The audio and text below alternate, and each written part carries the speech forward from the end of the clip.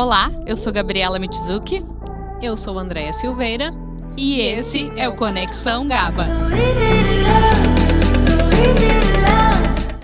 Olá, sejam muito bem-vindas a mais um episódio do Conexão GABA.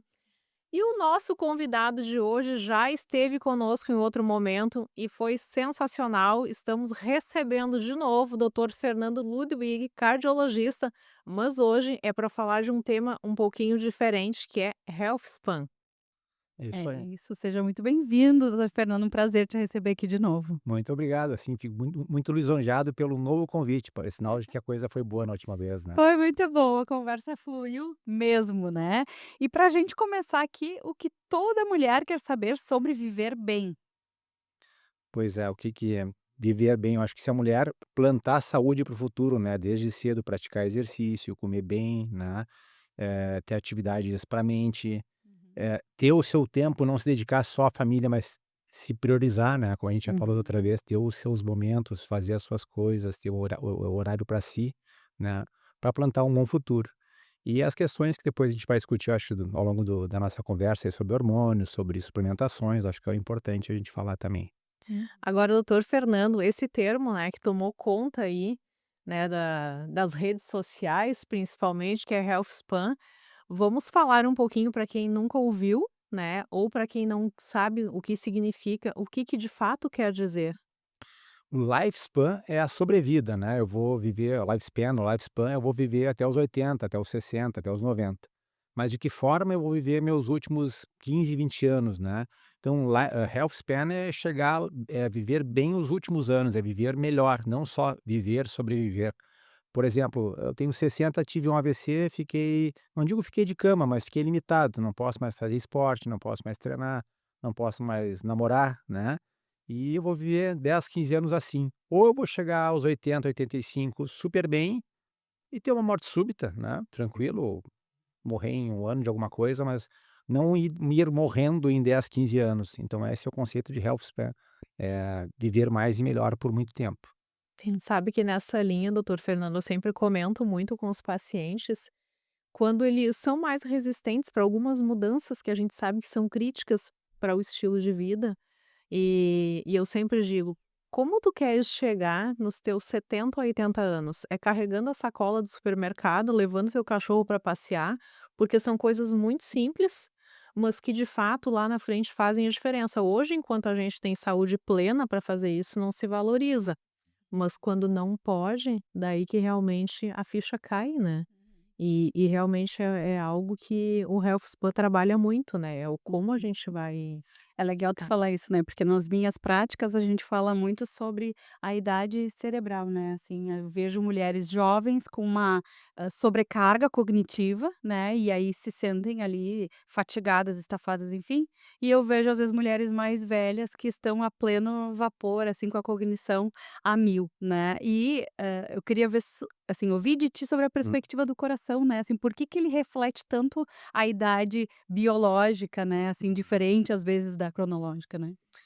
O coração, na verdade, assim, falando um pouco sobre a gente ir envelhecendo rápido, eu vou desabando, eu vou caindo tudo, como se diz, a partir dos 40. Não é só cair tudo de colágeno, né, que é o que é mais Uhum, famoso, a gente começa, de fato, depois dos 30 anos, a perder massa muscular, a perder massa encefálica, uhum, a diminuir capacidade respiratória, que é o VO2 máximo, né, que é o consumo uhum, máximo de oxigênio que a gente tem para determinadas atividades. Por exemplo, se eu fizer uma esteira ergométrica máxima, eu vou ter meu VO2 máximo, né. uhum, E esse VO2 máximo eu atinjo o pico dele aos 30 anos.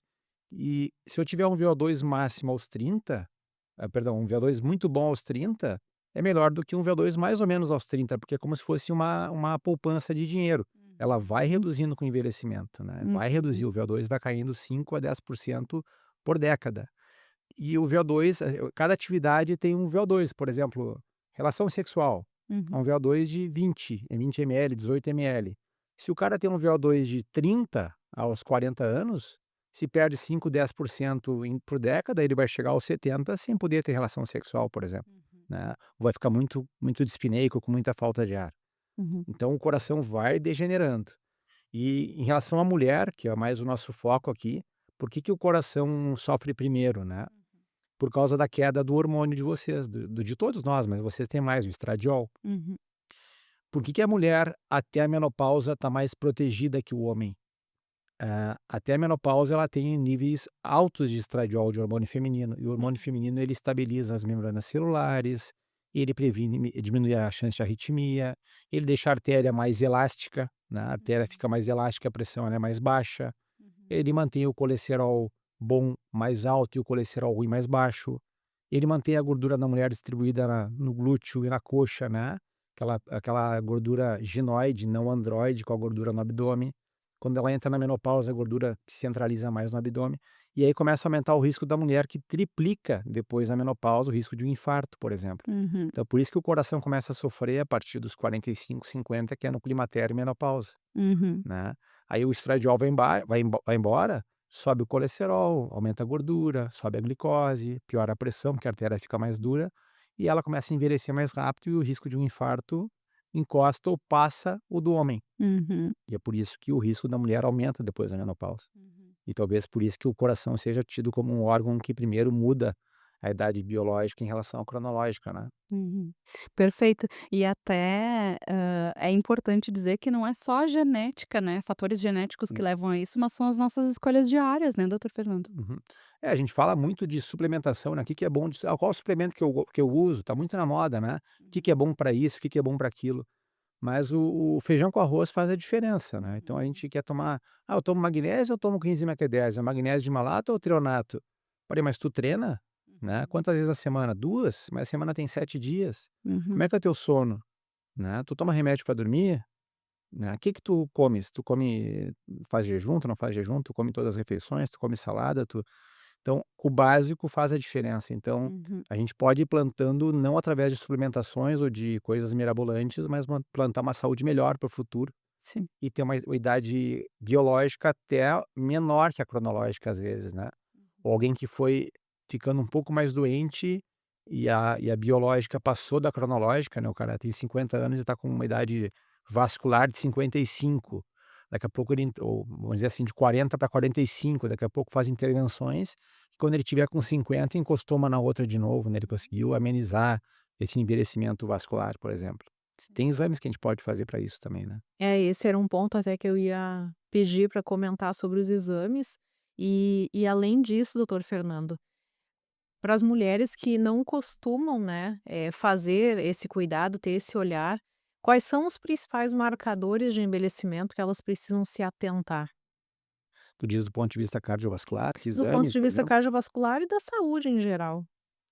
Eu acho que na cardiologia a gente tem alguns exames, que a gente pode utilizar lá pelos 40, 45 anos, que são score de cálcio, que é uma tomografia sem contraste das coronárias, que a gente consegue ver placas de gordura, eh, não digo precoce, mas tu pode definir uma pessoa que está numa idade média, né, que não é aquele que tem 20 nem aquele que tem 70.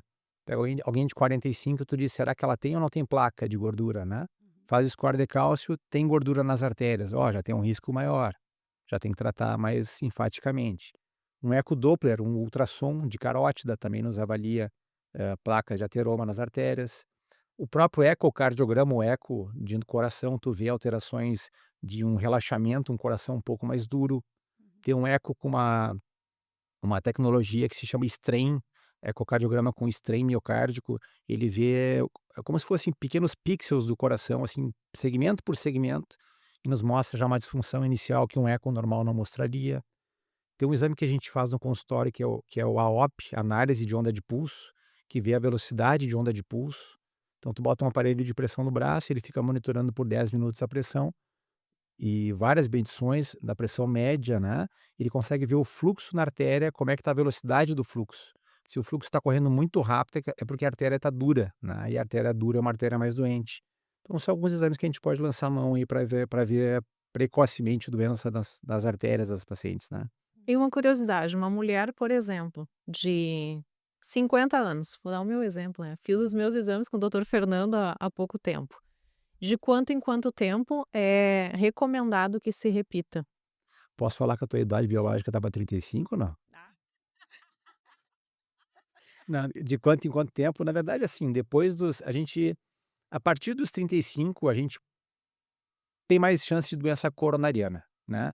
Tu pega uma pessoa que tem morte súbita antes dos 35 anos, doença congênita, uma arritmia, e tal. Depois dos 35 anos, pá, morreu correndo na rua, lá, uma prova na rua, 38 anos.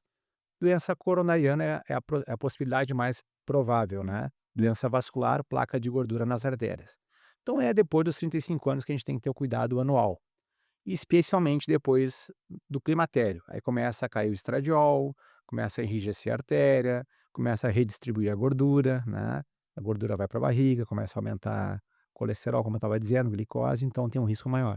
Mas aí anualmente é bom fazer uma revisão. Perfeito, isso é importante colocar, porque às vezes a mulher não se apega muito, né, a essa periodicidade que é bem importante, assim como qualquer exame de sangue, check-up, a gente tem o hábito de fazer E se a anualmente, gente né. pensar assim, André, o que que é o fulano a fulana faleceu. É um papo chato aqui, mas faleceu do quê?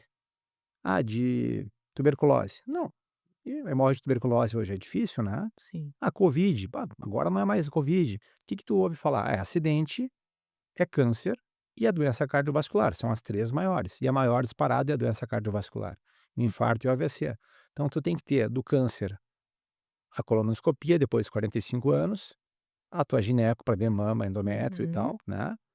No homem a próstata e o cardiologista ou clínico para ver a parte cardiovascular, é o que tem que cuidar, então tem que ser anual, né. Uhum, perfeito.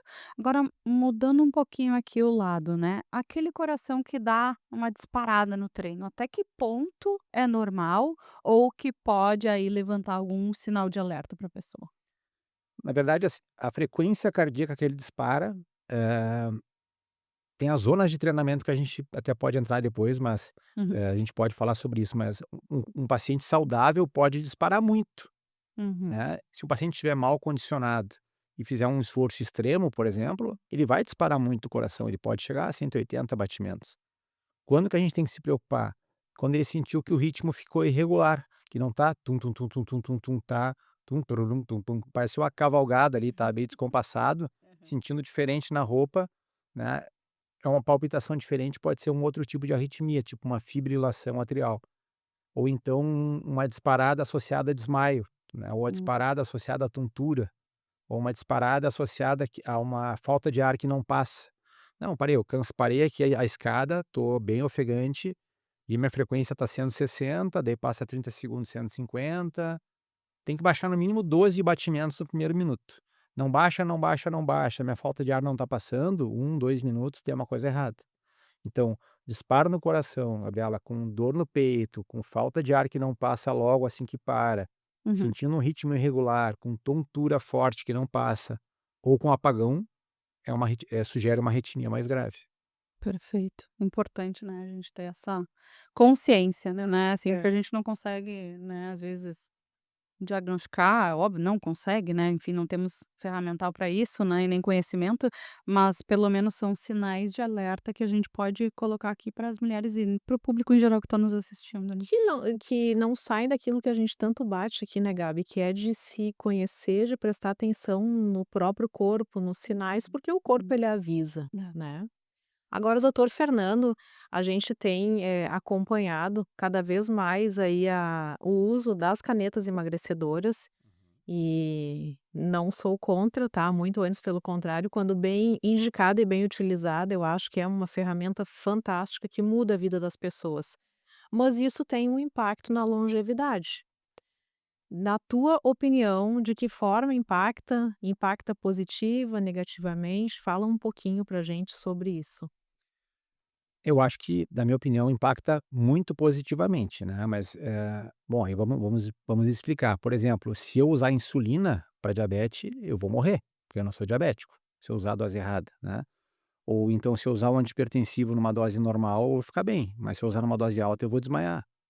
E a mesma coisa é a caneta, tu pega uma paciente que tem um sobrepeso leve, agora se compra só com receita, mas ela comprava sem receita e emagrecia 5, 7 quilos rápido para botar um vestido, né, e perdia massa muscular. Ela tá dando tiro no pé, porque ela vai emagrecer, vai perder massa muscular, dos 7 quilos ela perde 4 de músculo, e quando ela parar a canetinha que passou a festa, ela reganha 4 de gordura, mais os 3 de gordura que ela tinha perdido, então ela trocou músculo por gordura, né, então isso não é válido, né, é prejudicial.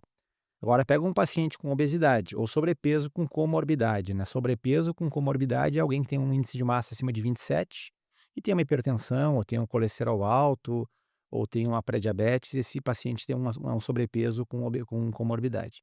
Ou alguém com obesidade que tem um índice de massa acima de 30, né? Ou um percentual de gordura alto.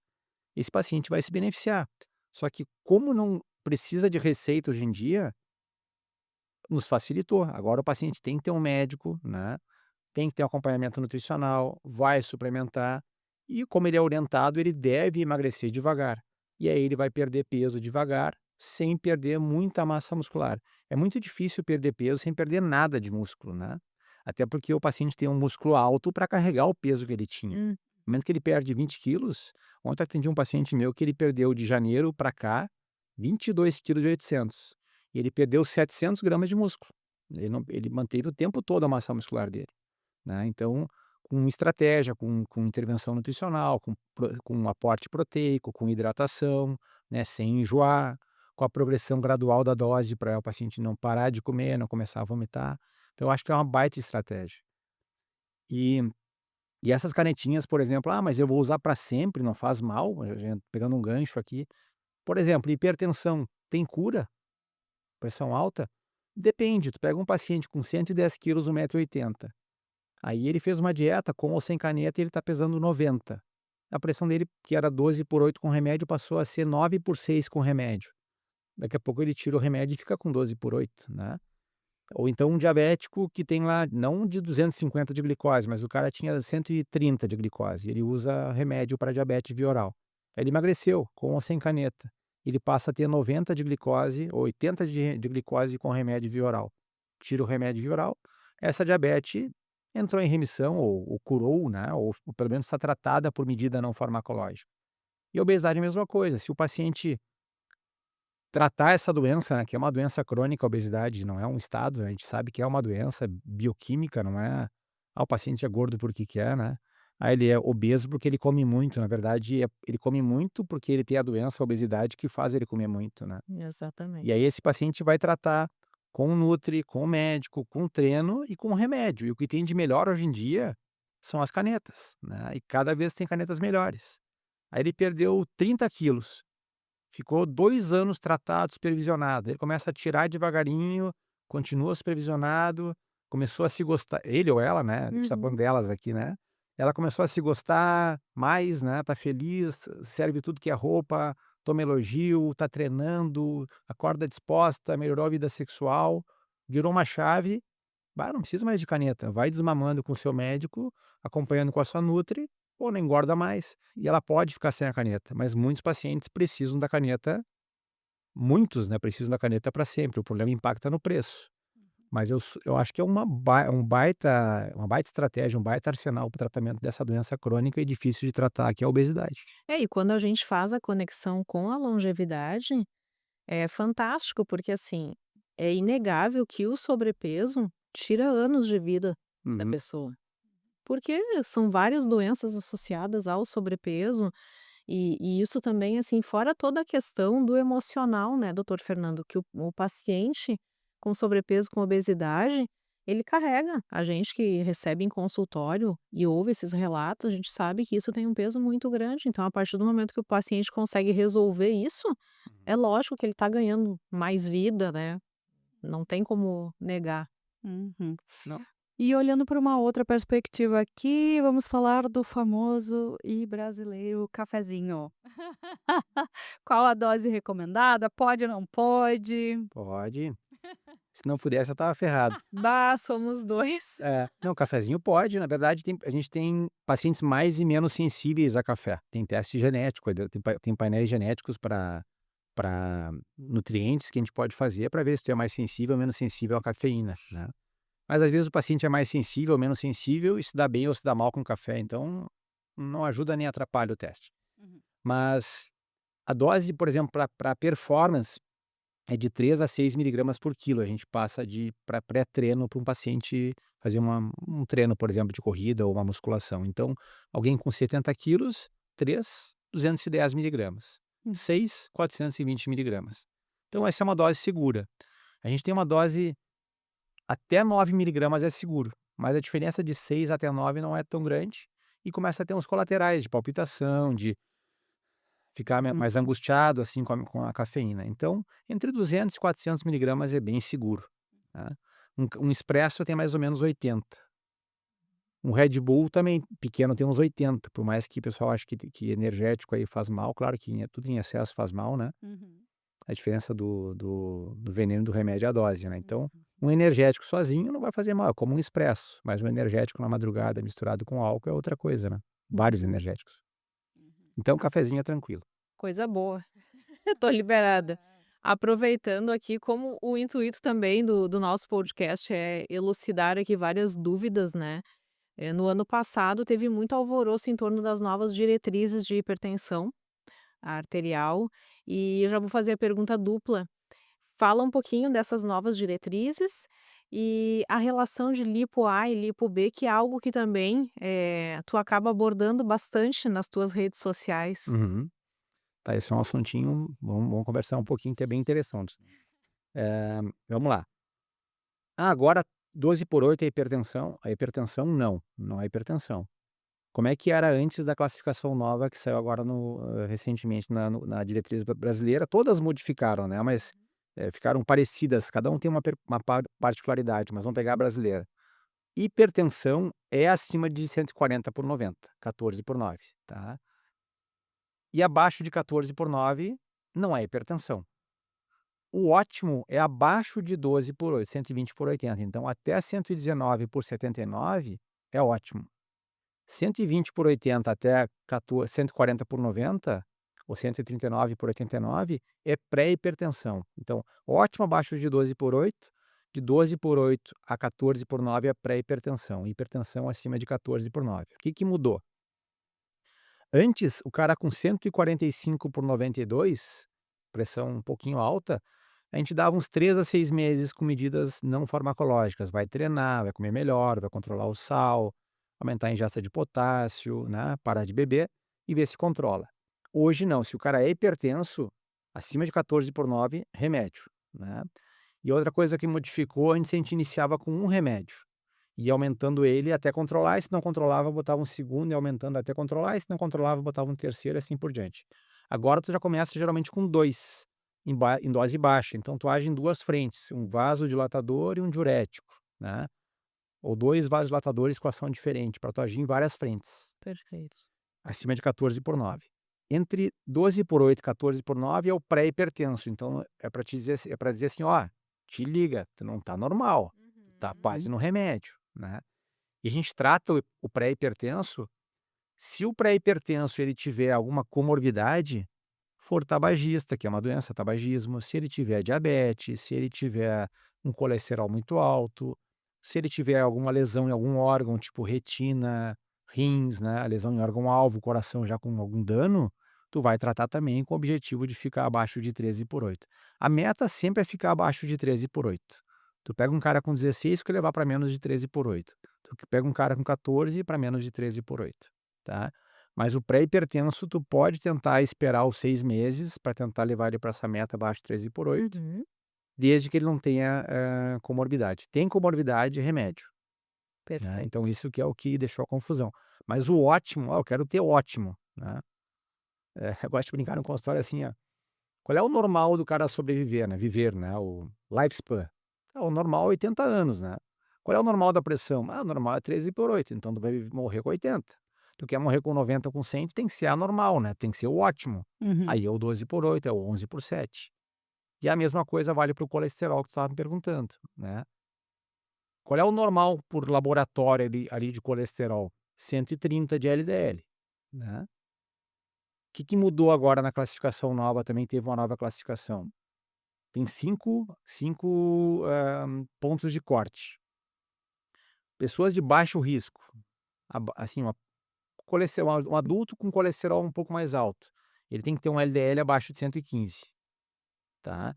Paciente de moderado risco, pega alguém que é hipertenso, já tem um risco moderado, tem que ser um LDL abaixo de 100, o colesterol abaixo de 100, né. Paciente com alto risco, já é diabético, por exemplo, tem um risco mais alto, diabético, tabagista ou hipertenso, tabagista, abaixo de 70. Então o cara com pressão alta e fumando já tem que ter menos de 70 de LDL, é um risco alto, né. Um risco muito alto, aquele paciente diabético hipertenso que tem uma doença coronariana, já uma placa na carótida. Esse cara tem que ter abaixo de 55, é um risco muito alto. Uhum. E tem uma nova classificação que é o risco extremo. O cara já tem 2, 3 stents, já teve um AVC, um infarto, esse cara tem que ser abaixo de 40 de LDL. E a média normal, que a gente estava falando que vai morrer com 80, é o 130. Então o cara para ser anormal tem que ser 40, né. E aí o que tu me perguntaste da ApoB, da lipoproteína A e da ApoA1, é um assunto bem bacana que é o seguinte: o colesterol ruim, o LDL, tem um tipo de LDL que 20% da população tem, né, que é genético, que é a lipoproteína A. O que que é lipoproteína A? É uma molécula de colesterol ruim, que tem umas moléculazinhas dessa ApoA. A gente tem o APO grande, o A pequeno, não interessa muito isso aí, mas a APO, letra minúscula, tem essas moléculazinhas que ela bloqueia a dissolução de trombos, vamos dizer assim. Então, um colesterol ruim, pior que o LDL, a lipoproteína A. 20% da população tem. E isso não tem remédio ainda. Tem remédios em estudo, mas qual é o remédio para baixar a lipoproteína A? Não tem. Então, se tu pesquisa a lipoproteína A num paciente, ele tem esse exame alterado, ele tem um risco como se fosse um risco genético. Ah, o pai infartou. O que que tu faz com isso? Nada, né? Trata o resto. Baixa bem a pressão, baixa bem o colesterol, baixa a glicose, vai fazer esporte, não fuma. E quem tem lipoproteína alterada, que tem um risco mais de placa nas artérias, de placa e calcificação da aorta, estenose aórtica, ele vai ter que ter um cuidado redobrado, porque não tem remédio para isso, né? Agora fica a importância de a gente não, assim, nós leigos no assunto não tentarmos, ler os exames, né, e assim, a importância, né, de conseguir ter esse olhar mais, né, global, né, sobre o paciente, sobre, o que pode vir aí de carga genética e também o que pode influenciar baseado em outros fatores, em outros exames ou em outras, sensações, né, que ele está tendo, enfim, né, então fica um alerta, a gente tem a mania de se basear nos parâmetros, né, que vem ali nos exames, pronto, mas aquilo também não se aplica para todos os casos, né. E a partir do momento que tu detém o conhecimento, sabe que existe esse fator, faz a tua parte, como o doutor Fernando bem colocou hoje, cuidar do que é possível cuidar, estilo de vida. Uhum. E levar para um médico, né, analisar, avaliar, olhar para É. o paciente de forma integral, né, porque às vezes só o exame não vai te dizer exatamente o que tu precisa fazer e que precisa ser Porque cuidado. às vezes tu pega 2 pacientes com o mesmo colesterol, Uhum. e um tem um score de cálcio com placa na artéria, e o outro não tem, são pacientes bem diferentes, né. Tem um outro exame, que a gente podia até falar, mas entrar muito No na bit by. minúcia, né, que é a ApoB, apolipoproteína B. Ela é uma bandeirinha que marca o colesterol ruim, muito ruim, né. Acho que é legal falar isso aí, né, porque Acho assim, ótimo. Uhum. por exemplo, pega 2 pacientes, 2 mulheres que têm um LDL de 130. O que que é o LDL? Que é o colesterol de baixa densidade, low density lipoprotein, que é o colesterol ruim. Então as 2 têm o LDL 130. As 2 têm o score de cálcio 0, carótida limpa, coronária limpa. Eu trato igual as 2. Vamos ficar um exemplo bacana, 160. É um nível, assim, que não é nem bem 130, 115, nem aquele que a gente tem que dar remédio sempre, que é o 190. 2 mulheres com 160 de colesterol, que é bem comum no consultório. As 2 com coronária limpa, porque elas têm 45 anos, elas não estão na menopausa ainda. As 2 com a carótida limpa, não tiveram infarto, são iguais. Trato ou não trato esse colesterol? Pode ser diferente para as 2. O LDL, a gente dosa em miligramas por decilitro. Por que que eu estou falando isso? O que que é miligrama? É peso, decilitro é um volume. Então eu tenho 160 de peso sobre um volume de sangue, né.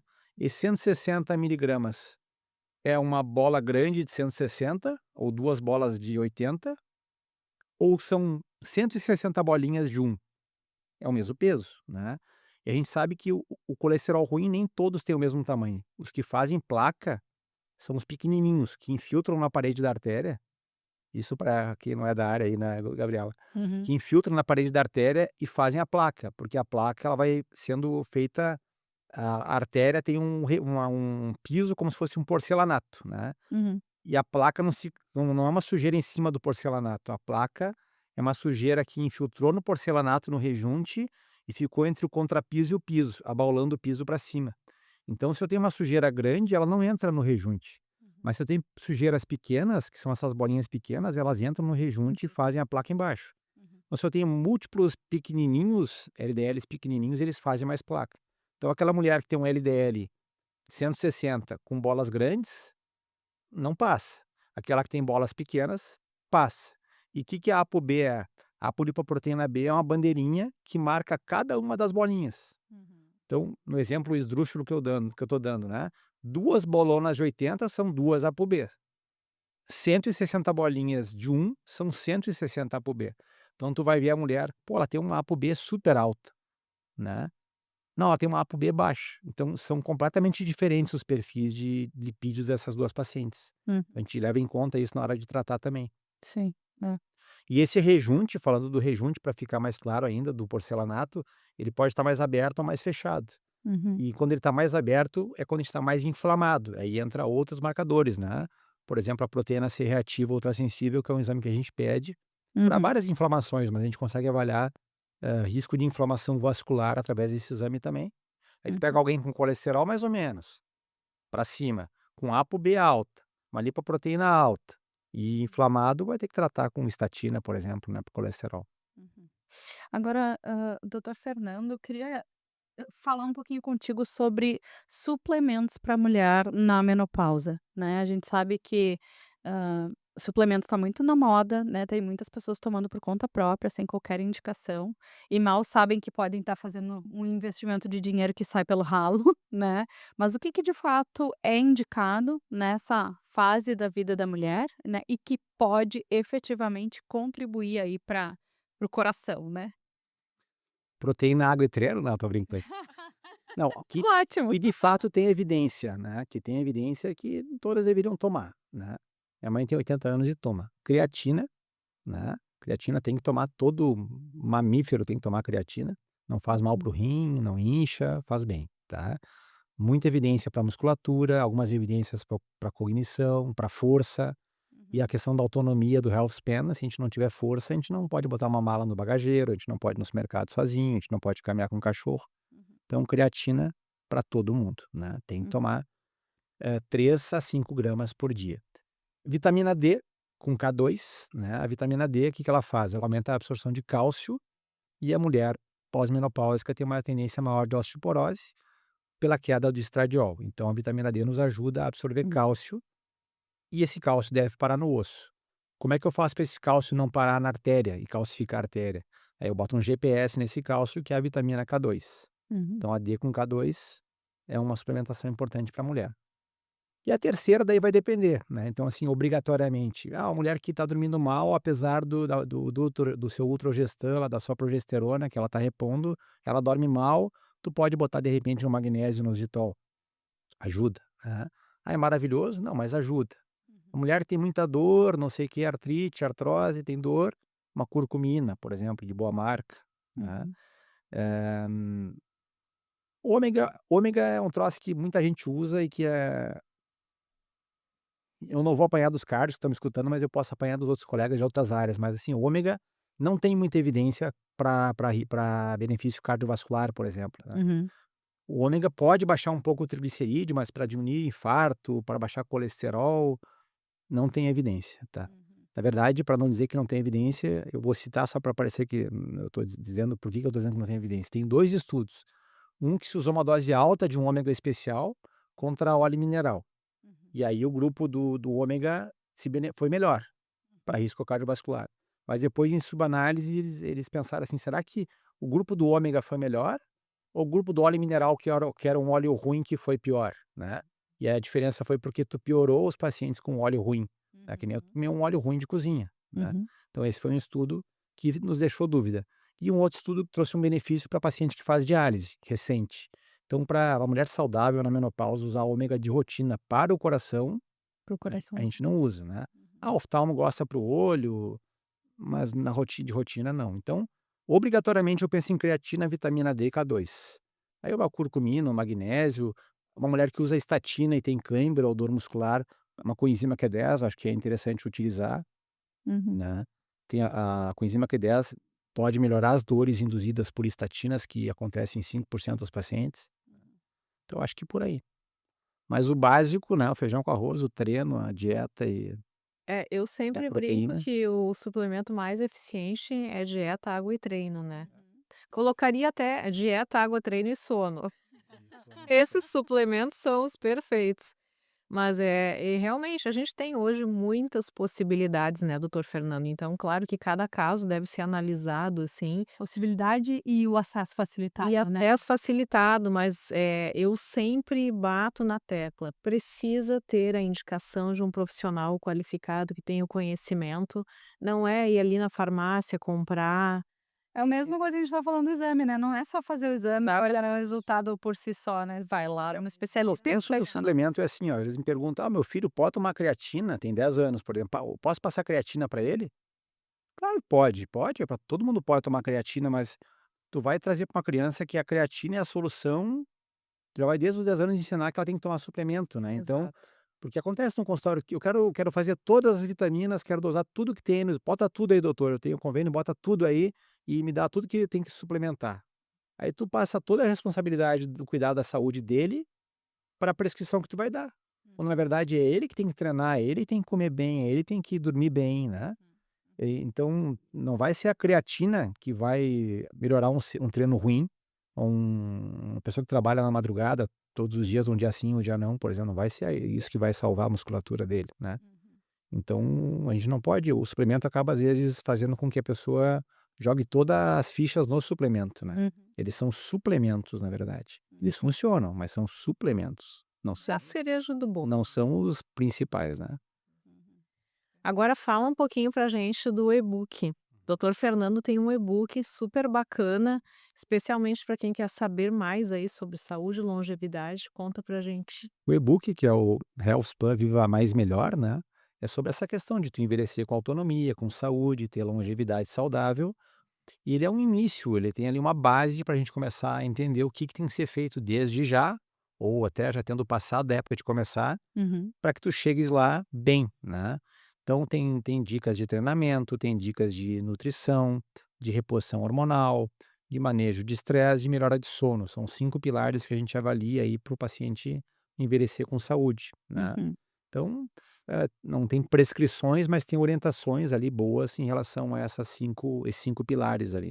E eu Pra achei quem que é bacana indicado? Só pra Para todo mundo, para que todo tem quem mundo. quer chegar lá não, eu vi às vezes assim: "Não, eu fiz um e-book, mas é só pra especialistas da área", né, então E o mais legal, até fazendo aqui uma propaganda muito positiva, a linguagem tá muito fácil, né, que é justamente para quem não tem o conhecimento, né, doutor Fernando, é um livro que que não é para um médico, por exemplo, que já exato. trabalha com isso, né. Eu até comprei e mandei para minha mãe. Sabe que santo de casa às vezes não faz milagre. Eu disse: "Olha só, mãe, não é eu que estou falando, é o doutor Fernando. Está falando o que eu sempre falo, mas é ele que está falando". Tá certo. ódio. E projetos para 2026? Projetos para 26, clínica nova, Ó. Opa! vou fazer uma clínica nova, uma clínica bacana que vai integrar cardiologia, nutrição, performance, emagrecimento, né, ali na Nilo Peçanha, perto do Iguatemi. Que é nessa clínica a gente vai ter todos os aparelhos que eu estava comentando, a gente vai ter calorimetria para avaliação de taxa metabólica basal, para ter uma dieta mais assertiva, acertar melhor o metabolismo, não só por fórmulas. A gente vai ter essa análise de onda de pulso para habilidade vascular, o eletro, o mapa para ver pressão 24 horas. A gente vai fazer, em vez de fazer dobra cutânea, a gente vai fazer avaliação de composição corporal também por Bodymetrics, que é um dispositivo, é um eco, que avalia a espessura de músculo, a espessura de gordura e se calcula o percentual de gordura do paciente. Então vai ser uma clínica bem legal para integrar essa parte de cardiologia. Quando precisar uma intervenção mais séria, tipo um stent, manejo de pressão alta, vai ter o cardiologista de mão cheia ali. Uhum. Mas se o paciente aquele puder escapar e emagrecer e treinar e não chegar no seu stent no futuro, a gente vai conseguir fazer isso nessa clínica também. Ai, que Ai, legal. Essa é a ideia para o muito próximo ano aí. nossa, É muito lindo ver ouvir, né, um médico, porque a gente vem de uma cultura aonde o médico ele sempre foi muito, prescritor, né, doutor Fernando. Então assim, aconteceu o evento, tem a doença, prescreve a medicação, mas quando a gente ouve um médico, falando em todo esse trabalho preventivo, é muito lindo, assim, a gente fica muito É como feliz. se ele dissesse assim: "Não queira chegar". Não queira ser medicado, e é muito legal, Porque na verdade tinha a medicina aquela que o pessoal chama de 1.0 que não tinha o que fazer, né, não tinha antibiótico, não tinha insulina, não tinha nada. A medicina 2.0 foi o que eu aprendi quando eu me formei em 98, que é: infartou, bota stent, tem pressão alta, toma remédio, subiu a glicose, toma insulina, né. E agora a medicina 3.0, pô, o que que eu faço para não infartar? O que que eu faço para não ficar hipertenso, né? Como é Uhum. que eu posso agir para essa glicose não subir? Isso passa também pelas medicações, não quer dizer que eu não use remédios. Por exemplo, canetinha é um baita remédio para a gente não ficar hipertenso, para a gente não roncar e não ter apneia. Se eu não tiver apneia e ronco, eu não vou ter arritmia, porque as arritmias acontecem no sono também. Então, poxa, toda intervenção de emagrecimento, né, quer seja com remédio ou sem remédio, vai tratar a pressão, o colesterol, o diabetes, o sono, a libido, a testosterona, só isso, né. A autoestima, a depressão, a dor articular, a esteatose hepática, que é a gordura no fígado. Então a gordura é a base do problema, né.